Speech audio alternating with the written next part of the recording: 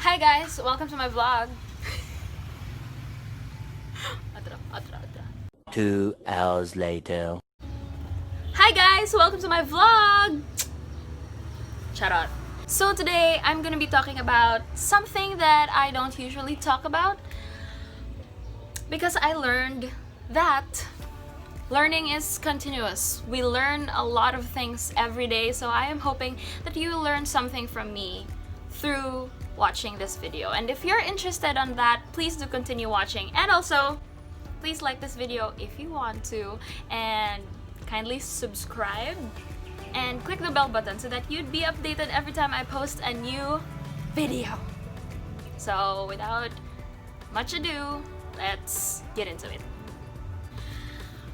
So, growing up, I still have insecurities. Tons of insecurities. It does not stop from me comparing myself to pretty girls, pretty ladies, or wanting to be like this because I am like that, or wanting to have this because I don't have that. Insecurities on different forms and levels.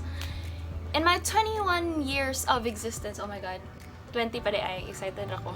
In my 20 years of existence, lately, in the past few years, I have learned, as I have said, we learn a lot of things every day and we grow because of the things that we learn. I have realized that insecurities don't really go away. And initial reaction dyan na to, every time we see things, we hear things, is that may sana all. Muna na sana all. Because sometimes may insecure ta sa laing tao, sa mga butang, nagyod ang insecurities. Insecurities are always there. But here's the thing. Banha ang motor. Pero here's the thing ha. Naa ang insecurities. But it is on how we handle our insecurities that will actually help us move forward from our insecurities. They may not leave, naalang sila. Sometimes we could still think about them. Panagsana pa tayo mga self-pity nga mga face or episodes nga mag-compare gihapon ta or ma-hurt gihapon ta or mag-overthink gihapon ta, but it's on how we handle our insecurities. I have read before nga kanang nadyo'y automatic, or our brains, our minds are wired to react on a certain way. But it is on how we handle the thought. Like for example, kita tawag ang ayan, guwapa or something like that. And then initial thought would be, unta na inanapod ko or something like that. But then, it is on what you do next that will actually dictate kung ano sa'yo mong ma-feel jud. Like for example, kadto, kagwapa niya na. Mo man na siya isugod, it's the little things that will actually build up into something bigger. But it's on how what you tell yourself after, my god. Gwapa siya. Gwapa pud ko. Ana. We should always remind ourselves that we are all different. We are uniquely made. No, there are things that we have that other people don't, and there are things that other people have that we don't. And that would be the beginning of acceptance. And then, next part, you can handle things better na dayon. Actually, it's like a domino effect. The domino effect that I am talking about is the acceptance part. And when you start to accept things, you then can begin to love yourself. I guess it happens that way. For me lang. Because, self-love, it doesn't happen overnight. Self-love is not going to the beach, taking the time and to breathe in good sea breeze. Self-love is not just combing your hair at night, telling yourself you're pretty. Self-love isn't just simply listening to songs that make you feel good. Self-love is not limited to eating the things you'd like to eat. because you're stressed out. Self-love is also confronting the things that make you feel insecure. Self-love is also battling the thoughts you have in your head so that you would be able to do the first step, which is acceptance. Well, that's just for me, not saying that I am right, but it's how I think I got to help myself in a way. So yes, ano magod na kung it's like you're in a relationship with another person. You don't just love them for the good things. You don't just be with them for the good times. But you also accept the fact. See, it's acceptance all along. You also accept the fact na na-enjoy bad times. Na it's not all sweet and sugar. There should be spice and bitterness as well. That's life. It's easy to say nga that's life, but it's actually really hard. Labi na og nay mga iro sa gawas. Okay, so it's same goes for self-love. Lisod dawaton na ay parts of us na di ta ganahan. It could simply be di ko ganahan kay morena ko. That's how I thought before. Pero I've had conversations with myself. Yes, I talk to myself because I've read that it's healthy and it's good for your mental stability. I've had kanang iro pod storyahon ako na siya taon-taon. 2 hours later. I have conversations with myself. Labi na pag manghugas ko og plato. Before, especially when people point it out, okay, disclaimer or chika, I will cite examples sa akong insecurities. It's not true to all. Your experience might be different from my experience on insecurities, but I'm just gonna put it this way. Sa ginagmay na butang, magkadako dyan na siya. Especially when people point it out. For me, when I was a child, I was a kid. I really had no problem with me being so tan or being morena. I loved the beach. Like, I don't care if pila ko ka oras babad sa dagat. I was in 4th grade, I could still remember. I didn't care about my skin color. I didn't care about getting sunburned at all. I was just having fun. Then, I come back from summer vacation. And then, people started to point out that kaitom na nimo. You are so dark. Your skin's so dark. What happened to you? Ganon. And then, that's what I also hear from other people, from my friends, ganon nga, kaitom na ba nimo, blah, blah, blah. And that made me feel insecure as a kid. You know why? Because they made me feel like being dark is so wrong. And you can't lighten my skin in 5 minutes to take my insecurity away. It's so easy to tell people or to point out other people's difference or difference ba ang term? Basta dali ra kayo i-point out ang tan-aw nimo nga mali sa isa ka tao. It will take you less than a minute to tell them or to point out nga inana siya, but you don't know how long that thought or those lines run inside their head and will eventually take a toll on their life, on how they look at things. Like, sukad adto na time, from then on, I didn't want to go to the beach. Like, murag mahadlok na ko maligo og dagat, kay basin mo itom na pud kaayo ko. And that's on people who kept on telling me nga kaitom na ba nimo. It's like murag nakasala ka for having fun at the beach og niitom na ka. It's like niitom ka, nagpabaya na kasi mo kaugalingon. Why is being dark sound so bad? And that was 2009 when makinis kutis mayaman taglines were dominating advertisements. And, you know, nadyo mga era nga, it's, nga, inana. And because, the media, nato na time, and the films and the movies that we watch, would add up manggod daghan kayog elements kung ano mo dako ang isa kagamay nga thought, ano mo dako siya as an insecurity. So diba, imagine what we say, what they said to me affected me that much then nga I stopped wanting to go to the beach. Mahadlok na og dagat, mahadlok ko mainitan kay basig mo itom ko. Pero actually ito man jud ko. And I used to hate it because people make me wanna hate it. And then I grew up, high school siguro. Even in high school, like sugod pa lang sa high school, grabe na jud ang kanang murag ipa-feel gud nila sa imo na pangit ka kay dili ka ang hayag tan-awon nga tao. Murag na ba? Nadyo discrimination actually sa mga itom ug panit. Sa mga morena.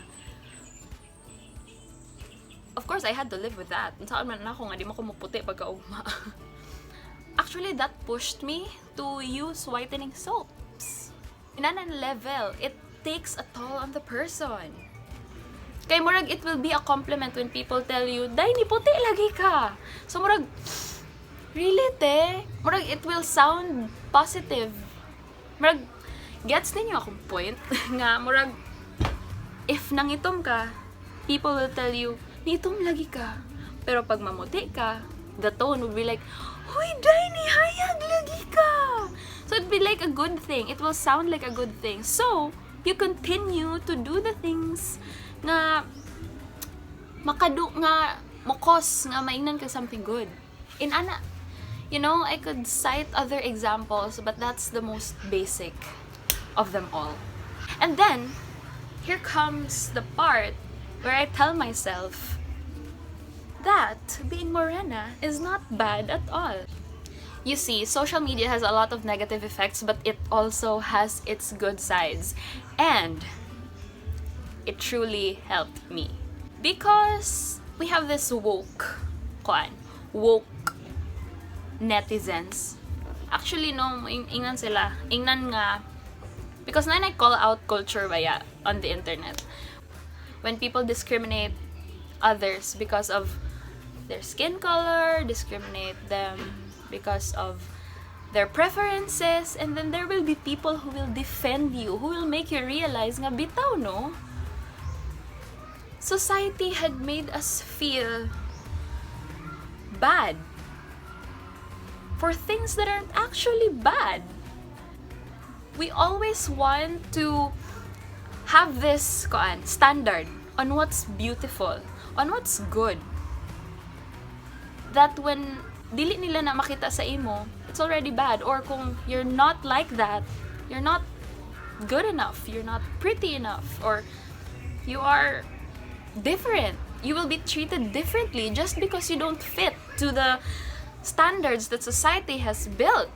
Grabe, insecurities or an insecurity is there because people have this idea of us that we also plant sa atong mga huna-huna nga dapat we have to live up to that.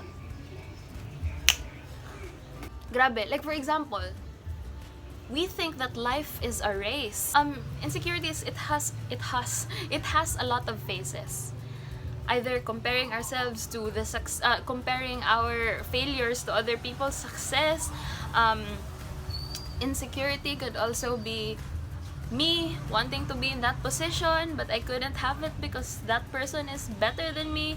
Insecurities could simply be me wanting to be friends with that person, but then they hang out with that person because that person is funnier or something like that. And why can't I be funnier? You know, simple things that could actually make a bigger effect on people.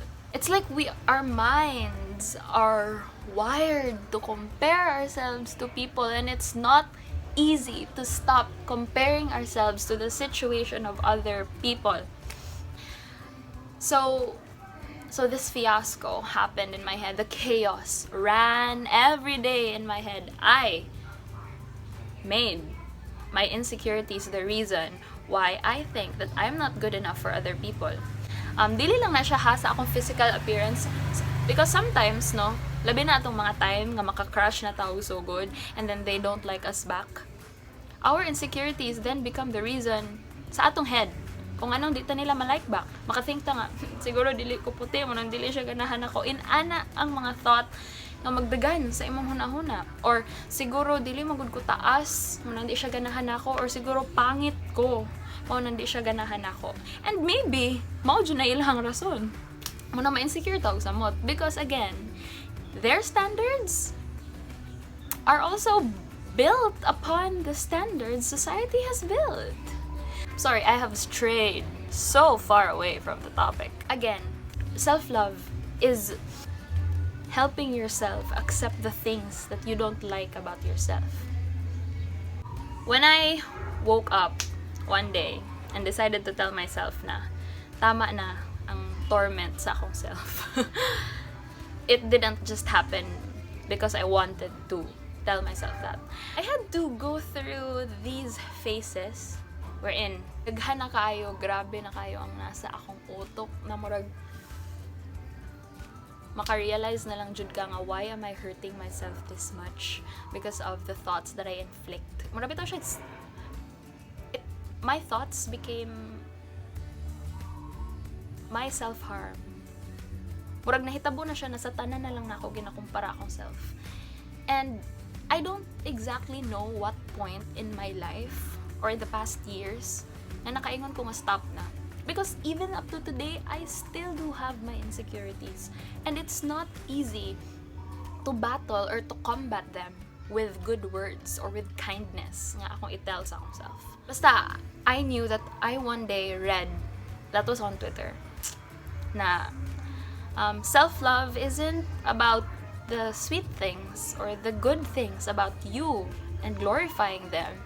Because self-love is also helping yourself accept the things that you don't like about yourself, because that's where you find the power. How will other people love you if you don't give yourself some love? So mura siya, how will other people accept you for who you are if you cannot also accept the things that you are? Again, I will bring it down to my morena thing. Ano ni siya? Other people may not really like your skin tone, our skin tone.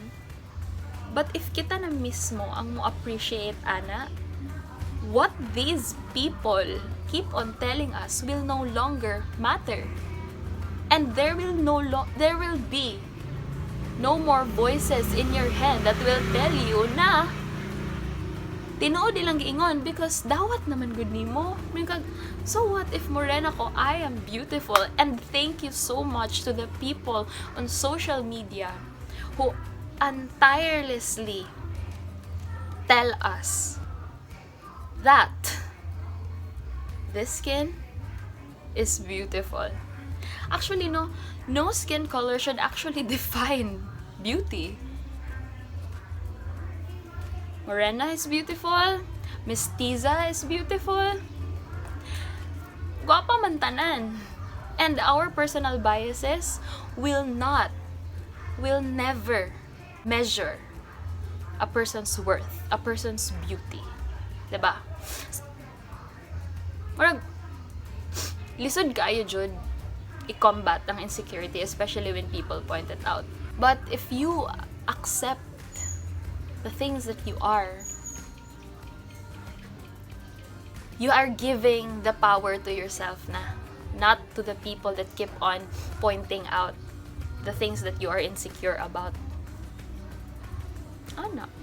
Every day I still make mistakes. I'm not perfect, but I'm trying.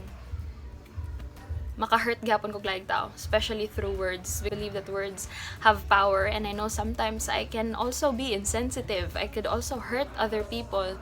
And Even if I say na I have already accepted me for who I am and who I'm not, ma-hurt gyapon ko sa iingon sa laing tao. I still get hurt, I still get affected. I sometimes still sulk in the corner of my room and think if I'm good enough, if I'm worth it, or I'm like that. And it still hurts. But you see, what we can do about that is how we handle it. And I handle it by always trying to not inflict pain to other people, and always trying to not inflict more pain to myself. And that no matter how painful the words from other people may be, pointing out your mistakes, trying to bring up your past, trying to tell you you're not good enough or worth it, I try. And I will keep on telling myself nga die. Doesn't really matter what they say. What matters is what you say to yourself and to other people. That is why every day, let us keep on trying to put ourselves in the shoes of other people, especially when we try to say something that could either make or break their day. I really don't know if I have made sense sa ani nga video, because I am all over the place and I have so much to say, but I have ran out of words, or I just couldn't put it into words kay di ko na nakamayo mo. Di ko na nakamayo mo express og thoughts, especially about these kind of things kay it's a sensitive topic. I could probably be telling people na accept, and then para nila it's really hard to do. Honestly, it really is very hard to do. Murag kasayon na mo ingon accept, but actually no. Took me how many years to actually accept me for who I am. And it would, my God, here comes another topic, but I'm just gonna add this a little bit. In the process of my self-love, self-acceptance, no, I have also said na if love jud ko sa isa ka tao, ma-accept jud niya akong kinsa ko. But even to me, even sa akong kaugalingon, na-realize na ko nga, no, Day, you also have to adjust. Even sa akong pag-love sa akong self, I also nag-adjust sab ko. So murag dili dapat per me na moingon ta nga kung love jud ka sa isa ka tawo, ma-accept jud ka niya for who you are, because no, dili na inana. Kailangan jud ta mo adjust. Yes, there are things na kailangan nila ma-accept about us. But there are also things na kailangan po na to i-adjust because nakasakit na ta. I had to learn that the hard way. I lost people in my life because of that mindset.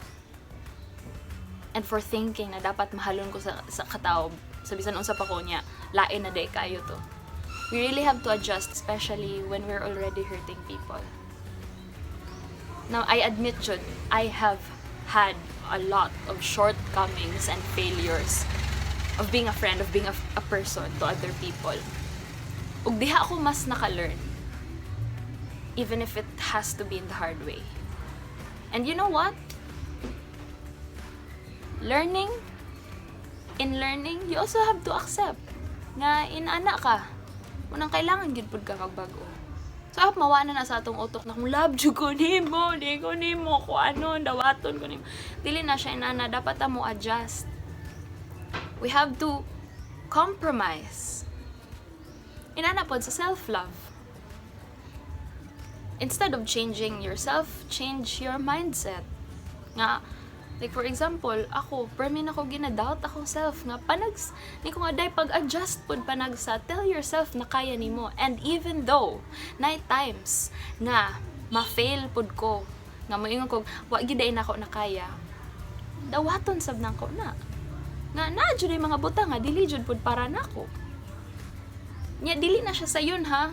It's easy to say, sayon ra nga nagikan sa ako, akay human naman ko adto. Pero kung ako ang na dito nga stage nga kailangan mo dawat ana, di jud pud siya lalim. Nothing is easy in this world. I don't wanna give out toxic positivity to people nga dali ra ang self-love inana. Lisod siya, it is a process. Dili na siya ma-learn sa books. Dili na siya kani akong gistorya karon, imong mahuna-hunaan nga, oh, bitaw no ana, but it is not easy to apply. It will take years and years para nimo siya ma-apply sa imong self, para nimo ma-realize nga, bitaw no, dapat di ay nana. Oh, maka-realize ka karon. Pero it will be harder tomorrow and harder on the next day. But one day, you will come to realize nga, this is me. And I have gone through a lot of things. Our journey of self-love has really no beginning or no end. It's also not like a boyfriend-girlfriend relationship or a relationship with another person. Because pag makigbuwag ka sa laing tao and you will know that you have already moved on, dili na siya nana sa self-love. Self-love is a complicated, very complex kind of love as well. Panag sa love-hate, ganin na siya. Love-hate relationship between you and yourself. But I do hope that today, you will tell yourself that no matter how hard you are to love, you will try. Balik-balik na kong ingon. But I hope you will tell yourself that you are worth the try. And you are worth the love. I just want to tell you that before we go spreading love for other people, we must not forget ourselves as well. Be kind to yourself, just like how you want others to be kind to you, and just like how you want to be kind to other people as well. Marag, self-love is accepting yourself so that you can also accept other people. It's a give and take. If you start to accept yourself nga you are flawed, sometimes you're a mess, you can also begin telling yourself na you also need to understand people in some ways because they're also still in the process of loving themselves. Then maybe we can make this world a better place. You trying to accept yourself, and then them trying to accept themselves, and then we all realize that we are all trying to accept and love ourselves, and then we must be kind to each other because we are all going through that same process. Naman to is poem before, ngansa to? When I was a child, I wanted to change the world, and then I wanted to change the country, or something like that. I hope today you realize that the change begins in here. We can all start from scratch.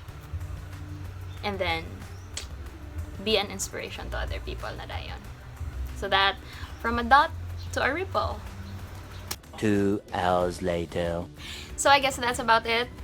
I hope I have sent my message across clearly because I feel like I was all over the place. I had a lot of things in mind that I wanted to say pero giunhan ko sa akong kakulba. O kanang murag daghan gyud ko giingon nga wala na ako siya na plus tarog na organized, but I do hope you have picked up bits and pieces from the message that I wanted to convey. Like, I hope there's a takeaway from this video. I hope I did not waste your time. But I pray and I hope that you tell yourself every day na self-love is not easy. I hope you take comfort in that. And even though insecurities are here and there, you have the power over those insecurities. Do not give other people the power to dictate you of your worth. Remember that your value does not decrease because of other people's inability to see your worth. Dili ko sure kung si Emmanuel Kant ang naging una na, but I heard nga siya daw. Pero if dili siya, I'm sorry if I'm misquoting and wala na ko natarong og credit ang tinod nga author. But yes, that's the point, and I hope I got the message across. Thank you so much for watching my video. I hope you learned something, and I hope I did not waste your time. Please don't forget to like and subscribe and click the notification bell so that you'll be updated if I have a new video here on my channel. This has been Mae Monique, and see you on my next video. Bye! please do subscribe to my channel and don't forget to click the bell button to be notified every time I have a new video. Mwah!